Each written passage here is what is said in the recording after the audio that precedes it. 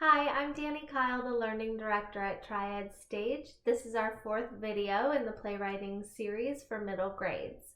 Last time we talked about all the great elements that go into making a play.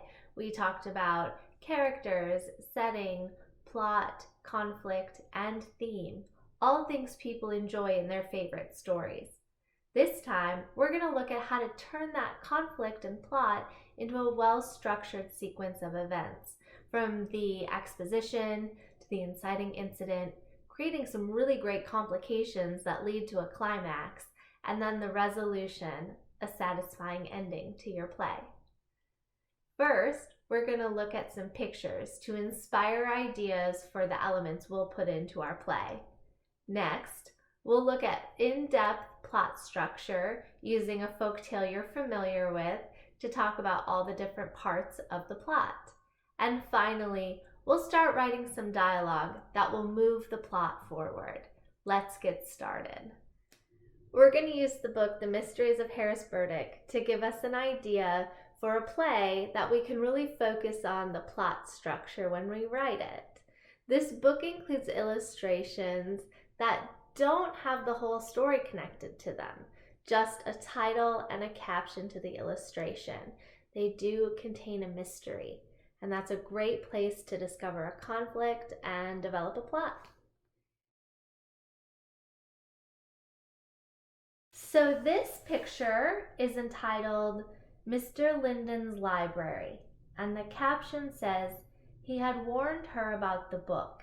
Now it was too late."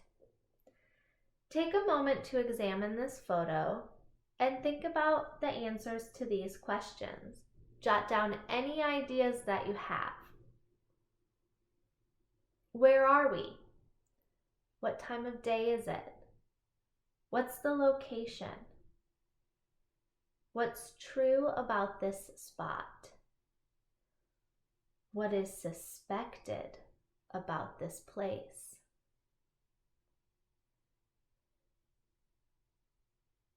Who are the characters in this picture? What might be their name? What is true about this character?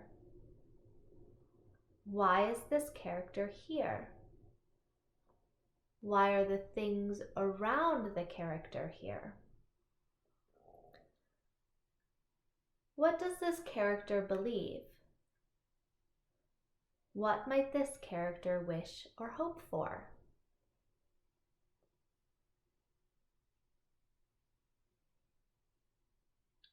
What is the conflict? What problem does this character have? Is this problem with another person? Is this problem with nature or something unexplained? Is this problem with themselves?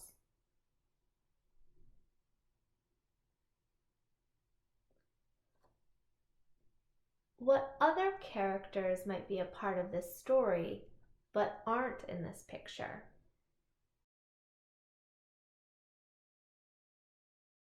Now you have a possibility for a play you could write, and we'll work through these ideas to develop a plot.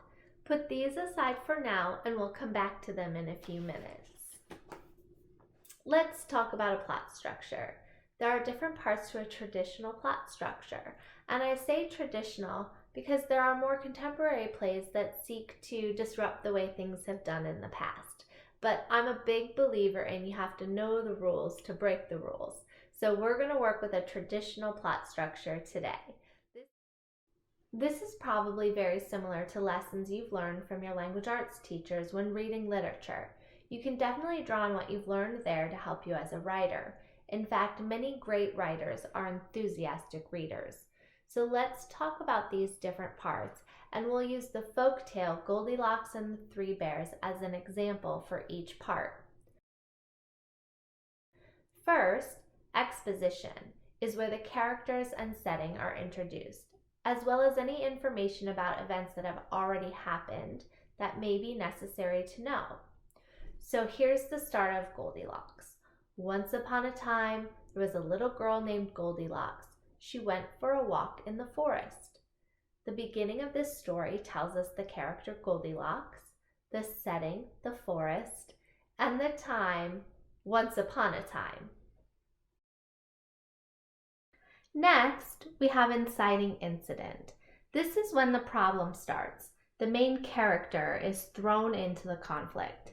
So for Goldilocks, the next part of the story, the inciting incident, is pretty soon she came upon a house. She knocked, and when no one answered, she walked in. Well, there's the inciting incident. Goldilocks is now in a stranger's house, and that is likely to be a big conflict. Rising action is next. These are the events that make the conflict more complicated. Or, as the protagonist works towards their goal, these are the events where more obstacles get in their way. It helps to think of rising action as complications, as little stair steps up toward the big climax of the story's action. At each step, the protagonist runs into another issue. So in Goldilocks, the first complication is the porridge. This is what it says in the folktale. At the table in the kitchen there were 3 bowls of porridge. Goldilocks was hungry. She tasted the porridge from the first bowl. "This porridge is too hot," she exclaimed. So she tasted the porridge from the second bowl. "This porridge is too cold," she said. So she tasted the last bowl of porridge. "Ah, this porridge is just right," she said, and happily ate it up. Woo! That's a big problem. She's now not only in a stranger's house, but she's eaten one of their bowls of food. Here's the next complication. It's the chairs.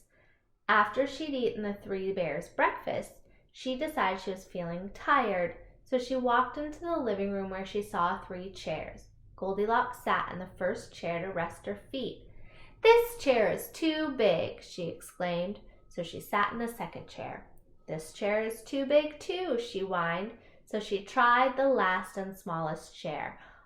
"Ah, this chair is just right," she sighed, and just as she settled into the chair, it broke into pieces.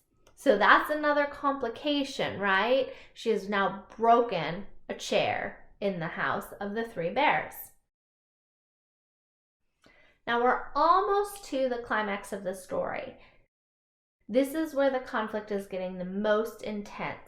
The protagonist has to either overcome the conflict or suffer defeat. But before that happens, there's another complication. She goes upstairs to the beds, and the one bed's too hard, and the other one is too soft, and then in that third bed that's just right, she falls asleep. Notice how most of the time in the story is spent on the rising action. The tension is still rising, and the bears come home. We are almost to that climax. As Goldilocks was sleeping, the 3 bears came home. "Someone's been eating my porridge," growled Papa Bear. "Someone's been eating my porridge," said Mama Bear. And Baby Bear cries, "Someone's been eating my porridge," and they ate it all up. And we know this goes on, that they find the broken chair, and then they decide to look upstairs, and that's when we get to the climax of the story. The climax of the story is the high point of the conflict. The protagonist, our main character, is face to face with the conflict. So in Goldilocks and the 3 bears, it's when Baby Bear and Goldilocks are face to face. "Someone's been sleeping in my bed and she's still there," exclaimed Baby Bear. Just then, Goldilocks woke up and saw the 3 bears. She screamed, "Help!" That's our climax. Now, the falling action comes next, and this is when the characters solve the conflict. What does Goldilocks do when in the face of the bears whose home she broke into? Sometimes the falling action is very short. Here's what happens in Goldilocks. Goldilocks jumped up and ran out of the room. She ran down the stairs, opened the door, and ran away into the forest. Well, that's what she did to solve the conflict of being face to face with the bears. She ended up running away. The falling action is very short. The resolution happens next, and this is the outcome of the conflict. And for Goldilocks, well, it's a pretty simple resolution. She never returned to the home of the three little bears. Take a look at your notes about the picture. Consider where in your play this moment might happen. Is it the inciting incident?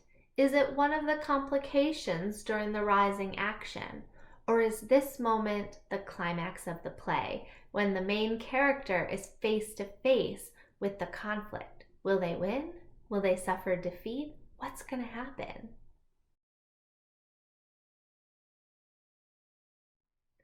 Once you've decided what moment in the play this picture is, you can then put in some details about the exposition. What characters will you need to introduce? Where is it set? What other characters exist in the play? And are there any moments that your audience needs to know about? Next, think about your play as the whole. Remember that plays often take place in one setting and a lot of action happens in a short period of time. So what events happen right before this picture and what events happen right after? Jot down these notes and fill in your ideas so that you have a plan for the exposition, the inciting incident, rising action and all the complications, the climax, falling action, and resolution of your play.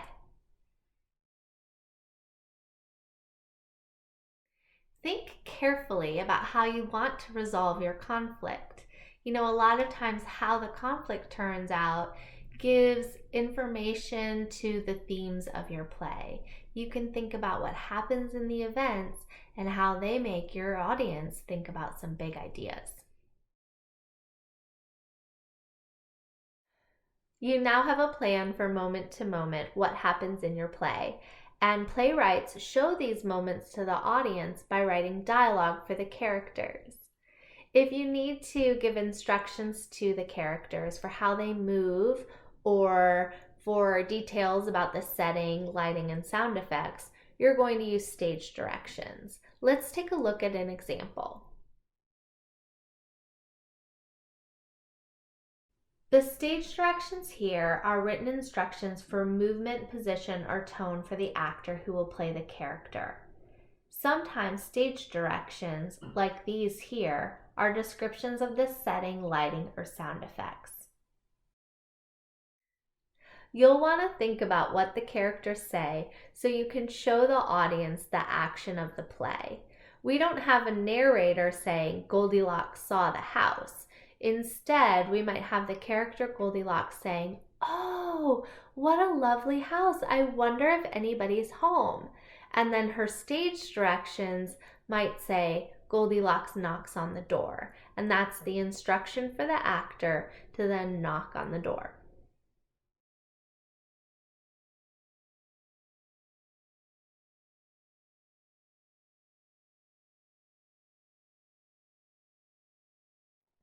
Writing dialogue that shows the action of what's happening in your play can really make it exciting. We'll have more tips for writing great dialogue in the next video. In the meantime, I hope you share your play with me. Send me an email at learning@triadstage.org and I'll read some plays in future videos. In the meantime, we're very excited to keep producing learning content online and hope that you can support our efforts by donating at triadstage.org/support. Have a good one. I look forward to reading your plays.